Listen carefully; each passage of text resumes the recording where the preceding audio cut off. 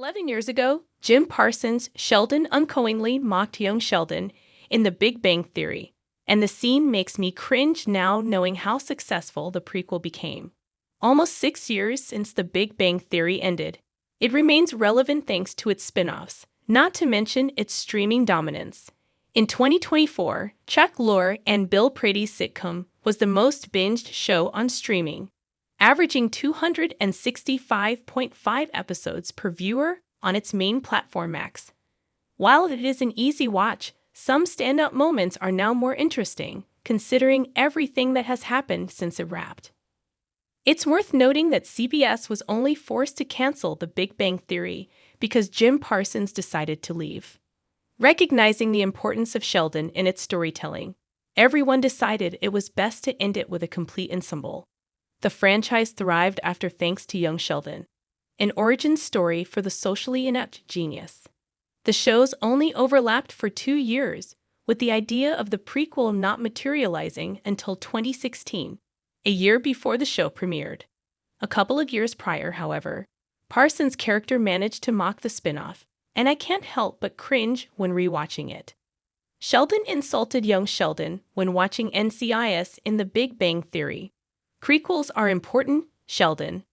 In The Big Bang Theory Season 7, Episode 12, The Hesitation Ramification, the whole Pasadena gang alongside Stewart gathered in apartment 4A to watch Penny's special cameo in NCIS.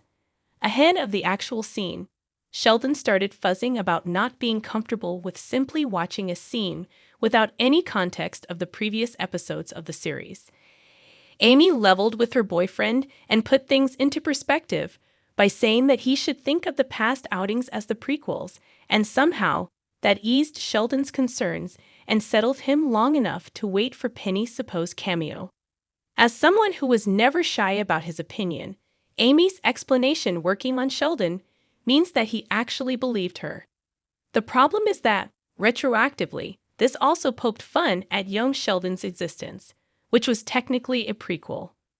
While I understand that Amy and Sheldon's conversation was written before the idea of the Cooper family story in Texas was born, I still cringe whenever I come across this particular encounter. What makes this worse is that Parsons was heavily involved in the prequel, and Mayim Bialik made a few cameos, including in the Young Sheldon final. Amy ultimately predicted young Sheldon's canon issues. Young Sheldon had a lot of plot inconsistencies with The Big Bang Theory. In any case, Amy predicted how much young Sheldon would deviate from The Big Bang Theory canon. Granted that it stuck to it with major storylines, such as George's unexpected death and Sheldon's move to California for his postgraduate. But the prequel outgrowing its premise in the middle of its run meant that Lorre and his team tackled other storylines that wasn't exactly important to the socially inept genius life, but was integral to his family's history.